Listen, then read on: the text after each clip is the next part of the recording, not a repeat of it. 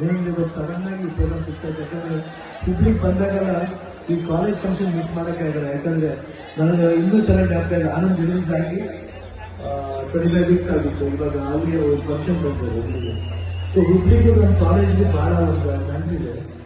ಯಾವ ಟೈಮ್ ಬಂದು college function ಬರ್ಬೇಕಂದ್ರೆ, ಯಾಕಂದ್ರೆ ನಾನು ಆನಂದ್ ಬರ್ಬೇಕಾದ್ರೆ ನಾನು ಕಾಲೇಜ್ ಸ್ಟೂಡೆಂಟೇ ಬಂದಿದ್ದೆ ಆ ಪಿಕ್ಚರ್ ನಲ್ಲಿದೆ. ಸೊ ಇಲ್ಲಿ ಬಂದಾಗ ನಿಮ್ಮ ಒಂದು ಗ್ರೂಪಾಗಿ ಹೋದಾಗ ನಮಗೂ ಆ ಕಾಲೇಜ್ ಡೇಸ್ ಹೋಗಿ ನಮ್ಗೆ ಬರುತ್ತೆ, ನಮ್ಮ ಕಾಲೇಜ್ ಡೇಸ್ ಜ್ಞಾಪಕ ಬರುತ್ತೆ, ಬಹಳ ಖುಷಿ ಆಗುತ್ತೆ. ಬಟ್ ಏನಂದ್ರೆ ನಾವು ಇವಾಗ ಬಂದಿರೋ ಉದ್ದೇಶ ಏನು, ನಮ್ಮ ಶಶಿಕುಮಾರ್ ಅವರು ಕಮಿಷನರ್ ಅವರು ಬಂದು ನಾವು ಬರ್ಬೇಕಂದ್ರೆ ನಮ್ಗೆ ಬಹಳ ಸ್ನೇಹಿತರು.